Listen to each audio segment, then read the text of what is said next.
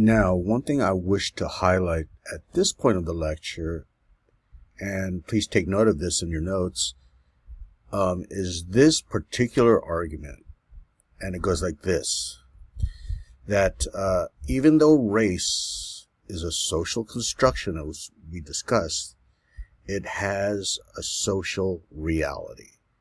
Okay? Again, the argument is, even though race is a social construction, it has a social reality. So when you think about it, there's this ironic relation between them, right? Both sides of the argument. What do you think this means? Even though race is social construction, it has a social reality. In fact, feel free to pause the video and ponder the meaning of this argument if you wish. Okay, so here's the meaning of what I just stated. As we know now, race does not exist naturally in the world. It is not, quote unquote, real. We invented it, we created it. Yet people, as we also acknowledged, people assume it is indeed a real thing. It becomes normalized, naturalized, that it is indeed a reality, right? So this assumption about race, that it is in fact a reality that exists in nature, it goes on to wield an effect on social interaction, laws, policies, economics, culture, etc. So in other words, something that is not real, naturally speaking, something that is indeed a social construction, impacts society in a very real way. That's what I mean by social reality in the argument. Now, oftentimes, historically speaking, it has this impact in ways that are seismic in its consequences. Think of our past involving racialized slavery, where in our history at least, and some other countries in the New World, the Caribbean and so forth, and Brazil, where they affixed the status of slaves to skin color, right? That is to say, black skin. If you look at the history of slavery before that, that was not really the case in the past with the Roman Empire, slavery in China and so forth. They didn't affix it just to one race. But in our country and others, they did racialize slavery. Okay? And that's obviously very, to use my earlier word, seismic, right? And its consequence. And then after that, we had the Civil War, all right? Probably the most devastating episode in our history that involved race front and center.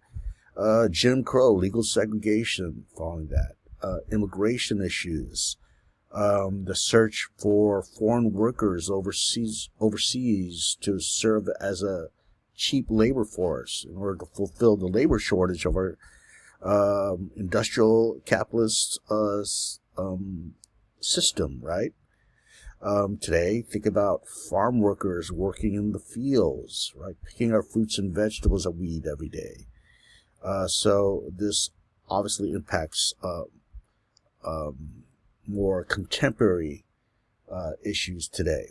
So this is what we mean by that argument.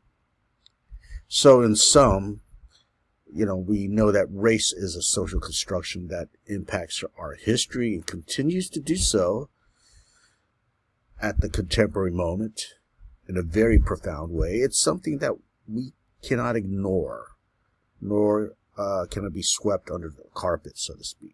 Okay, so this brings us to the last part of this mini lecture. Well, why study race as an academic endeavor? And this dovetails with the issue of race being a divisive issue in contemporary society today, right? And it involves, therefore, the political spectrum as we know it. That is, the conservative or the right versus the left regarding this issue, the racial issue. Now, first of all, I want to say that I use the terms conservative and liberal. As you see, there's quotation marks in the slide. I use it sort of hesitatingly, to be honest, because there are some, for example, conservatives, self-described conservatives today that will agree with liberals on the nature of race today. And conversely, there will be some liberals that tend to agree with conservatives when you think about race. Okay, so I'm painting with a broad brush here, in other words, but it'll be useful nonetheless for our discussion. So, on the slide before you, you see the conservative view on race relations, all right, for the most part. That view is that, many feel on that, side of the political spectrum that today, our society is colorblind. Okay. What does this mean? Well, this colorblind belief or ideology, this argues that skin color has no influence, no bearing upon any individual's ability to achieve upwards socioeconomic mobility in today's society. That's to say, we are blind to color. Okay, color blind. We are blind to race. All right. Now, there's a corollary, so to speak, to this belief in color blindness, that racial inequities, injustices are, in fact, overblown, right? Especially emanating from the left side, that they're exaggerating this. Indeed, some persons who believe in the colorblind view, actually many of them, believe that racial tensions are ultimately caused by, racial minorities today rocking the racial boat, so to speak, that persons of color are largely causing this issue of race to be more divisive, to be more inflammatory and polarizing as a result, right? Now, the irony here is that, race is indeed front and center of society. It's a hot button issue, to use that term. At the same time, if you are an adherent to the colorblind view or colorblind ideology, you feel that we should not discuss it. Okay, that the discussion of race should recede to the background of political and social discourse, if not disappear altogether, right? Okay, now, as stated in the slide, what's their evidence for this, that we live in a colorblind society? Well, look at racial prejudice. It's largely seen as immoral today, and this is opposed to earlier times in our history, especially before the Civil Rights Movement, where it was much more open if you were a racist, okay, and even acceptable in some areas, right? Today, we know that if you're caught spewing racial slurs, invectives towards different ethnic groups, well, you could be easily fired and ostracized, right, in society. And not to mention, there's definitely an increased visibility of racial minorities in business, in the domains of education, politics. Hey, we had an African-American president not too long ago for the first time, right? Isn't this illustrative of our society being more colorblind, right? Ever since the Civil Rights Movement. Okay, so that's what they usually allude to. Now, on the face of it, when you think about this view of colorblind society, it's a positive one, right? It's an ideal. In fact, it was expressed famously by Martin Luther King in a speech, and I might be paraphrasing here, but something to the effect that, his ideal was to live in a world where people are judged not by the color of their skin, but by the content of their character. All right. So this is what you could say is behind the belief in colorblind society, right? So this brings us to the other side, though. And the other side, the quote liberal side, so to say, argues that U.S. society is not colorblind. In fact, racism is still alive and well. In fact, it's a fundamental, inescapable aspect, not just of U.S. history, but also of contemporary society and economy and polity, right? Sure, while American prejudices have receded, there are still barriers of institutional racism or systemic racism, as mentioned here, institutional racism, right? What are some examples of this? Are institutions like the legal system, the law enforcement, institutions behind law enforcement, right? Police brutality, and so forth. And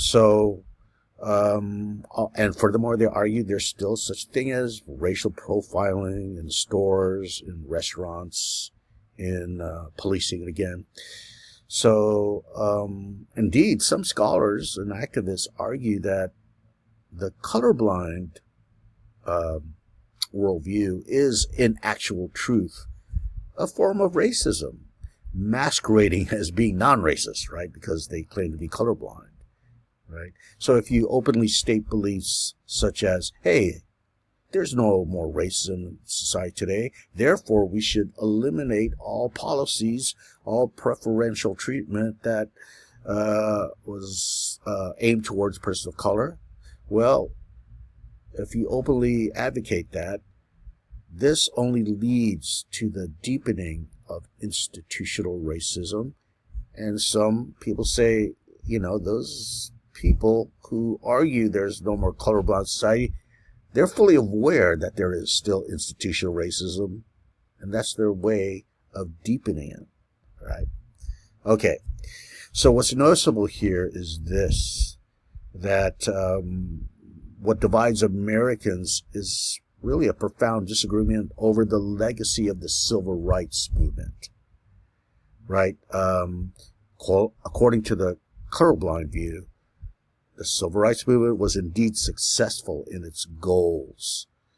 And if there are any remnants of racial inequalities, it is due to racial minorities failing to take advantages afforded to them by the civil rights movement, right? So no need for affirmative action, no need to provide preferential treatment. In fact, any racial inequalities around today, they argue, are the outcome of non-racial dynamics, like, let's say, lack of work ethic, crime, family. And this is opposed to those who critique the colorblind viewpoint or ideology. Sure, they acknowledge racist attitudes have waned, but institutional and systemic racism still exist today, and thus they place these obstacles or barriers for equal opportunity and wealth and educational gain and mobility for persons of color.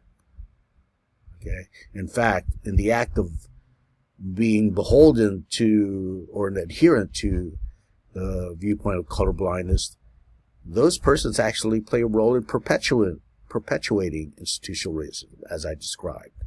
So why talk about race? Well, according to the left side, we need to talk more about race. It's uncomfortable, perhaps, but the more we discuss race, the less racist our society will become. That's opposed to the other side, which is the colorblind belief. Hey, we need to stop talking about race, they say. The more we do, the more it inflames racial hatred, right? So being an ethnic studies course, it's obviously the case that we are going to discuss race in this class and not sweep it aside.